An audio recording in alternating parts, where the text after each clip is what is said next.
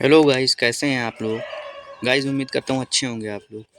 Guys आज हम बात करने जा रहे हैं UP DElEd first semester first paper यानी बाल विकास के अति लघु उत्तरीय प्रश्न की। बहुविकल्पीय प्रश्न पूरे हो चुके हैं दोस्तों राजन सीरीज के। और उसमें एक क्वेश्चन गलत हो गया है, शायद 154 या 157 नंबर है दोस्तों। उसमें कोहल वर्ग ही होगा, कोहलर नहीं होगा दोस्तों। दोस्तों आइए आज की क्लास स्टार्ट करते हैं प्रश्न नंबर 1 से। जैसा एक प्रश्न नंबर 1 आपके सामने नजर आ रहा है। जीन पियाजे ने बालक के संज्ञानात्मक विकास के अंतर्गत अंतिम अवस्था किसे माना है। ये 2015 के द्वितीय प्रश्न पत्र में आ चुका है दोस्तों। तो ये चौथी अवस्था है दोस्तों, औपचारिक संक्रिया काल। इन्होंने 4 अवस्थाएं बताई है। पूर्व क्रियात्मक अवस्था, सॉरी इंद्रिय जनित संक्रियात्मक अवस्था, पूर्व संक्रियात्मक अवस्था और मूर्त और अमूर्त। अमूर्त में आ जाएगा औपचारिक और मूर्त में आता है अनौपचारिक। प्रश्न नंबर 2 है दोस्तों, सीखने के सिद्धांत के अंतर्गत व्यक्ति संपूर्ण परिस्थिति के प्रत्यक्षीकरण के आधार पर सीखता है। तो उत्तर हो जाएगा दोस्तों गेस्टाल्ट सिद्धांत। एक मिनट दोस्तों, मैं पेंसिल ले लेता हूँ। गेस्टाल्ट सिद्धांत और इसमें औपचारिक संक्रिया दोस्तों। ये तीसरा क्वेश्चन है हमारे सामने। सिगमंड फ्रायड द्वारा प्रतिपादित व्यक्तित्व विकास के सिद्धांत को कहा जाता है मनोविश्लेषणात्मक सिद्धांत। सिगमंड फ्रायड ने दिया था मनोविश्लेषणात्मक सिद्धांत। दोस्तों नेक्स्ट स्लाइड पे चलते हैं हम लोग। चौथा नंबर क्वेश्चन है, एक ऐसा उत्पादक चिंतन जिसमें किसी समस्या का समाधान करने के लिए गत अनुभवों को नए ढंग से संगठित ऑब्लिक समायोजन किया जाता है कहलाता है तर्क दोस्तों। पांचवा नंबर क्वेश्चन दोस्तों, बालक में पाए जाने वाले जन्मजात अभिप्रेरकों के नाम बताइए। जन्मजात अभिप्रेरक हैं, भूख है दोस्तों, प्यास है, नींद है, होम्योस्टेसिस है, तापक्रम है, तापक्रम का नियमन, मात्रक व्यवहार, काम, पलायन, युत्सा, जिज्ञासा, क्रीड़ा तथा हास विनोद। दोस्तों ये जन्मजात अभिप्रेरक या संवेग इन्हें कह सकते हैं। जैसे भूख है ये जन्मजात होती है, प्यास है जन्मजात, मात्रक मतलब व्यवहार, जन्मजात व्यवहार काम। तो दोस्तों क्वेश्चन नंबर हम 6 पे चलते हैं। प्राप्तांक जो किसी प्रदत्त को 2 बराबर भागों में बांटता है कहलाता है माध्यांक। दोस्तों थोड़ा सा पेंसिल पतली कर लेता हूँ। दोस्तों नेक्स्ट स्लाइड पे चलते हैं हम लोग। 7वां नंबर क्वेश्चन है, अधिगम, धारणा, पुनः स्मरण तथा पहचान आदि प्रक्रियाएं किसके अंतर्गत आती हैं। स्मृति की दोस्तों, स्मृति। दोस्तों चैनल को सब्सक्राइब कर लीजिएगा और नोटिफिकेशन बेल ऑन कर लीजिए ताकि आपको न्यू क्लास तुरंत मिल जाए।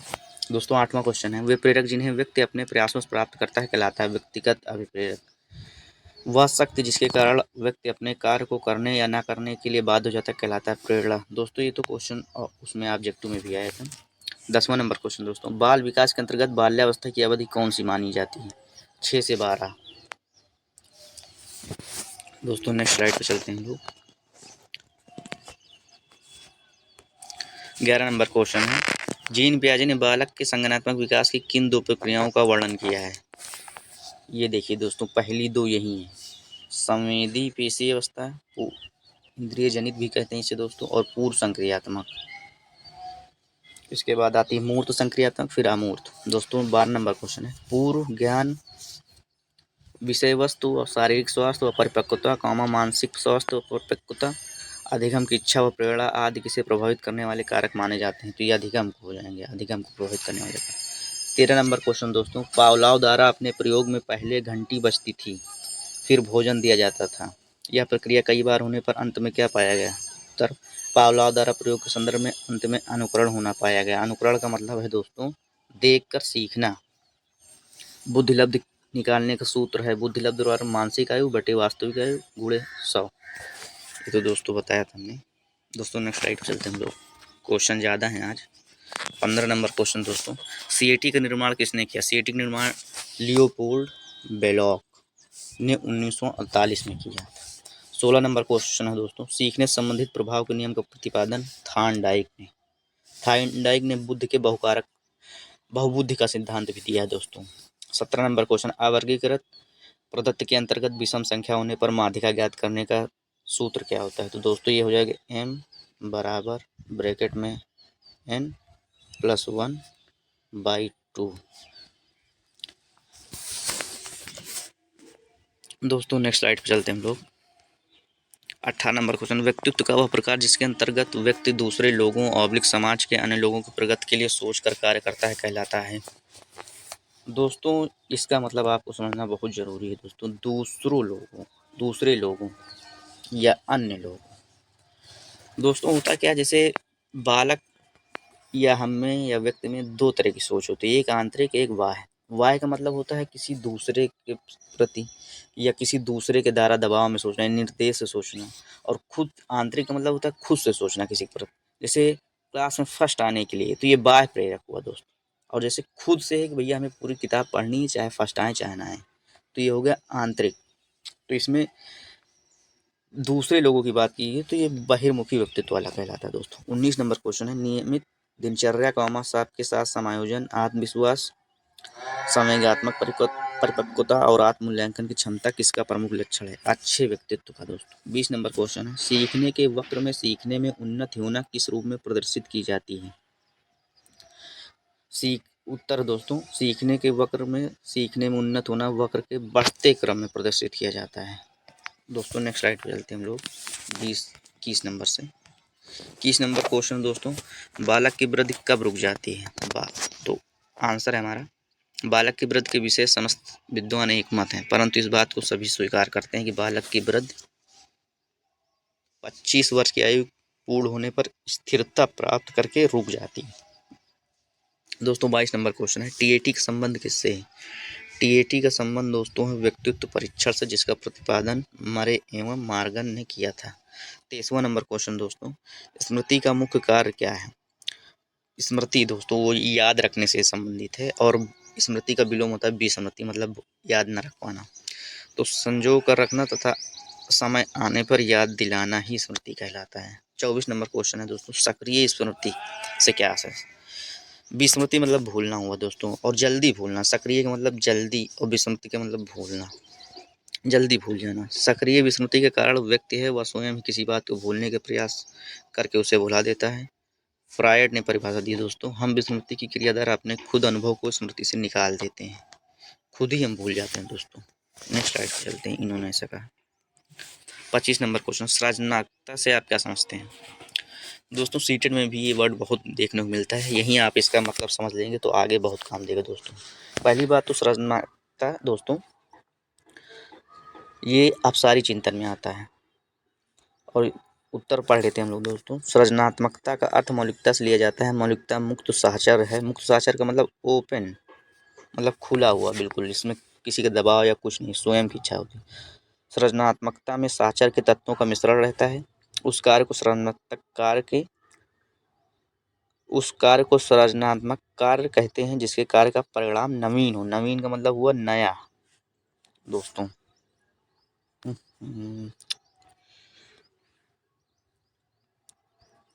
दोस्तों नवीन का मतलब हुआ नया। दोस्तों 26 नंबर क्वेश्चन है, व्यक्तित्व की परिभाषा लिखिए मन के अनुसार।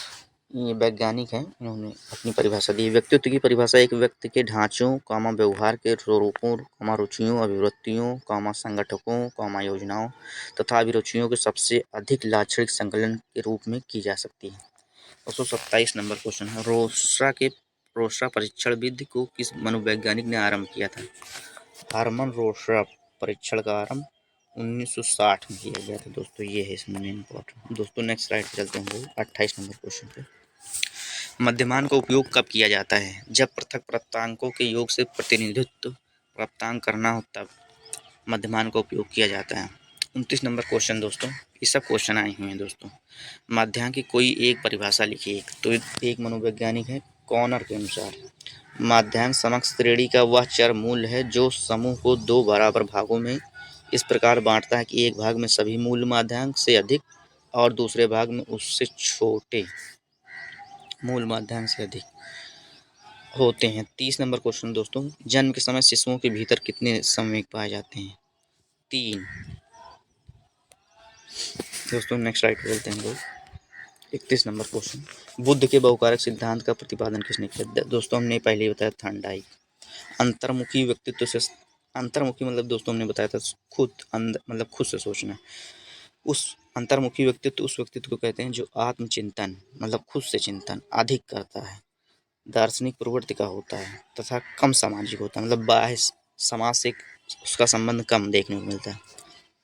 सामान्य बौद्धिक स्तर के बालक की बुद्धि लब्धि कितनी होती है? 90 से 109 दोस्तों, उसमें भी आया था क्वेश्चन बहुविकल्पीय में। दोस्तों 34 नंबर क्वेश्चन पे और नेक्स्ट स्लाइड पे चलते हैं। 34 नंबर क्वेश्चन दोस्तों, बुद्धि परीक्षण के लिए प्रयुक्त होने वाला टीएटी परीक्षण। बहुत क्वेश्चन आया दोस्तों, टीएटी परीक्षण के निर्माण किसने किया था? मरे एवं मार्गन। रट लीजिए दोस्तों इस क्वेश्चन को, क्वेश्चन बहुत इंपॉर्टेंट है।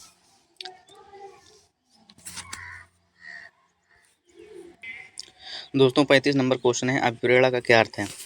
अभिप्रेरणा एक प्रक्रिया है जिसमें सीखने वाले की आंतरिक शक्तियाँ या आवश्यकताएं उसके वातावरण में विभिन्न लक्ष्यों की ओर निर्देशित होती हैं। दोस्तों 36 नंबर क्वेश्चन है, हल के अनुसार सीखने की प्रक्रिया का आधार क्या है? हल मतलब वैज्ञानिक है ये। हल का मत है कि सीखने की प्रक्रिया का आधार आत्म संशोधन है, मतलब खुद में ही संशोधित कर लेना अंदर से, वही है सीखने की प्रक्रिया का आधार। 37 नंबर क्वेश्चन है, सीखने की कोई एक परिभाषा लिखिए। सीखने को ही दोस्तों अधिगम कहते हैं, ये चीज़ ध्यान रखिएगा आप। ये देखिए इन्होंने ब्रैकेट में लिख भी रखा है, काफ़ी कन्फ्यूजन बना रहता है कि अधिगम क्या है। सीखना ही अधिगम। उर्वर्थ के अनुसार नवीन ज्ञान व प्रतिक्रियाओं को अर्जित करने की प्रक्रिया सीखना है। दोस्तों नेक्स्ट स्लाइड चलते हैं लोग। तब 38 नंबर क्वेश्चन, बच्चों के भाषा विकास के अवरोधन का मतलब बाधा एक हिसाब से बोल सकते हैं। दो कारण लिखिए। ध्वनि दोष के कारण भाषा विकास में अवरोधन हो जाता है। ध्वनि दोष का मतलब सुनने में प्रॉब्लम, सुन नहीं सकता बालक ठीक से। नेक्स्ट स्लाइड चलते हैं दोस्तों। इसी का दूसरा पॉइंट है दोस्तों, बोलने के अंगों में जैसे जीभ नहीं है, ये सब भाषा विकास में अवरोधन आ जाता है। दोस्तों 39 नंबर क्वेश्चन है, बाल विकास के अंतर्गत शैशवावस्था की आयु होती है जन्म से 5 वर्ष। जन्म से 5 वर्ष। दोस्तों काफ़ी बार क्वेश्चन आया हुआ है। दोस्तों 40 नंबर क्वेश्चन है, थॉर्नडाइक ने अपने सीखने के सिद्धांत के अंतर्गत कितने नियमों की चर्चा की है? 3 दोस्तों, 3। प्यास, भूख, निद्रा, प्रतिष्ठा में कौन सी अर्जित अभिप्रेरणा के अंतर्गत आता है? अर्जित दोस्तों, अर्जित में आएगा प्रतिष्ठा। अब इसको मैं थोड़ा सा आपको समझा देता हूँ। प्यास है संवेग, भूख है संवेग, निद्रा है संवेग, लेकिन जो प्रतिष्ठा है ये हम अर्जित करते हैं कि हमारी क्या वैल्यू है, तो ये अर्जित अभिप्रेरणा के अंदर आएगा। या 18 में आया अभी क्वेश्चन दोस्तों। 42 नंबर क्वेश्चन है, सीखी गई सामग्री को पुनः स्मरण, मतलब जो चीज़ हमने सीखा फिर से उसको अपने दिमाग में दोहरा लें। लेकिन उन्होंने बोला कि असफलता क्या कहलाती है, तो विस्मृति। दोस्तों नेक्स्ट स्लाइड पे चलते हैं 43 नंबर क्वेश्चन पे। किसी अवर्गीकृत प्रदत्त में सबसे अधिक बार आने वाली संख्या बहुलांक हो जाएगा दोस्तों। परोक्ष वस्तुओं के संबंध में चिंतन करना कहलाता है कल्पना। परोक्ष वस्तुओं की कल्पना हो जाएगा दोस्तों। बालक के केंद्रक में सामान्यतः कितने गुणसूत्र होते हैं? 46। अधिगम स्थानांतरण को स्पष्ट कीजिए। दूसरी लैंग्वेज में लिखा हुआ है क्वेश्चन कि सीखने के स्थानांतरण संप्रदाय को स्पष्ट कीजिए, मतलब वही है दोस्तों, केवल लैंग्वेज चेंज कर दिया है इन्होंने। तो इसकी डिफिनीशन बताइए। सीखने के स्थानांतरण से आशय है कि किसी विषय के सीखने से उपलब्ध ज्ञान अथवा किसी कार्य का अभ्यास कार्य करने से प्राप्त होने वाले प्रशिक्षण का दूसरी परिस्थिति में प्रयोग करना। दोस्तों इनका कहने का मतलब ये है कि अधिगम स्थानांतरण का मतलब आप समझिए दोस्तों, जैसे मैंने क्लास में कोई चीज़ सीखा और अब हम उसे प्रयोगशाला में जाके उसका प्रयोग कर लें, तो यही अधिगम स्थानांतरण। दोस्तों उम्मीद करता हूँ समझ में आ गया होगा आपको। दोस्तों नेक्स्ट स्लाइड पर चलता हूँ। 47 नंबर क्वेश्चन है दोस्तों, बालक के कोशियों एवं पेशियों में समय के साथ साथ होने वाला वह परिवर्तन जिसके कारण वह निश्चित समय पर ही कोई कार्य करने के योग्य होता है। तो दोस्तों परिपक्वता, ये उसमें बहुविकल्पीय में क्वेश्चन आ चुका है। 48 नंबर क्वेश्चन दोस्तों, वैयक्तिक एवं सामूहिक बुद्धि परीक्षण में मुख्य अंतर लिखिए। वैयक्तिक और सामूहिक। वैयक्तिक का मतलब होता है दोस्तों सिंगल, और सामूहिक का मतलब होता है ग्रुप। व्यक्तिगत बुद्धि परीक्षण व्यक्तिगत रूप से प्रशासित किए जाते हैं। व्यक्तिगत परीक्षण व्यक्तिगत रूप से प्रशासित, जबकि सामूहिक बुद्धि परीक्षण समूह में। वही बात हुई दोस्तों। नेक्स्ट स्लाइड पर चलते हैं। 49 नंबर क्वेश्चन है दोस्तों। पावलोव ने सीखने संबंधित अपने सिद्धांत का प्रतिपादन किसके ऊपर प्रयोग किया था? कुत्ते पर दोस्तों, याद कर लीजिए, इसको बहुत आता है। जब 50 नंबर क्वेश्चन दोस्तों, जब कोई बालक सीखने को तत्पर रहता है, तत्पर का मतलब उत्तेजित अवस्था में रहता है।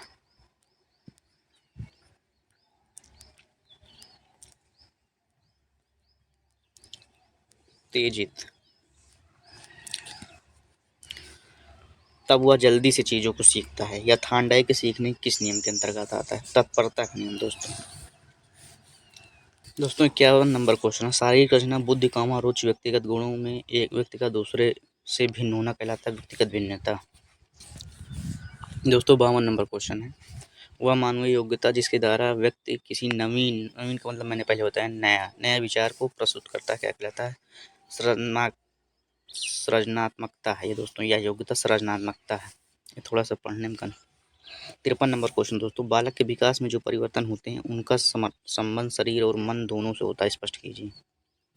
बालक के विकास में जो परिवर्तन होता है उनका संबंध शरीर और मन दोनों से होता है, स्पष्ट कीजिए। बालक के विकास का प्रभाव न केवल उसके शरीर में होने वाले परिवर्तनों पर पड़ता है, बल्कि उसके हार्मोन में भी परिवर्तन आता है, जिसका प्रभाव उसके मन पर भी पड़ता है। इससे न केवल वह शारीरिक रूप से परिवर्तित तथा विकसित होता है, बल्कि मानसिक रूप से भी विकसित होता है। दोस्तों नेक्स्ट स्लाइड पर चलते हैं। 54 नंबर क्वेश्चन। बाल विकास के सिद्धांत का शैक्षिक महत्व बताइए। बाल विकास के सिद्धांत हमें यह बताते हैं कि विभिन्न अवस्थाओं में बालक एक समान नहीं होता है, मतलब अलग अलग अवस्था में उसमें बदलाव भी होता है, एक नहीं होता। अवस्था सिद्धांत बालक के विकास को विभिन्न अवस्थाओं में बांटकर उसके विकास की व्याख्या करते हैं, जबकि प्रक्रिया सिद्धांत यह बताते हैं कि बालक के विकास को प्रक्रियाओं के आधार पर बांटकर भी उसके विकास की भविष्यवाणी की जा सकती है। दोस्तों इसको आप दोबारा देख लीजिएगा तो समझ में आ जाएगा। 55 नंबर दोस्तों क्वेश्चन देखते हैं। शिक्षाव्यवस्था में शिक्षा का स्वरूप कैसा होना चाहिए? शिक्षाव्यवस्था में बालक को दी जाने वाली शिक्षा उसके भविष्य के विकास की नींव का कार्य करती है।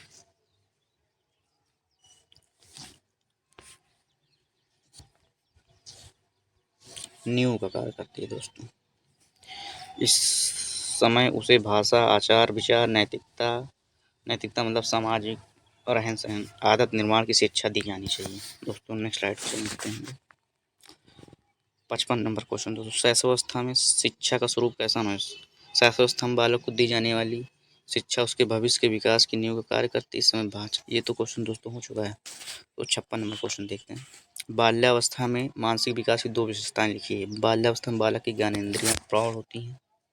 प्रौढ़ का मतलब मुख्य, ज्ञानेंद्रियां ही मतलब ज़्यादा काम करती हैं बाल्यावस्था में। बाल्यावस्था में बालक संवेदना से प्रत्यक्ष ज्ञान की ओर बढ़ने लगता है। तो नेक्स्ट स्लाइड पर चलते हैं। ये है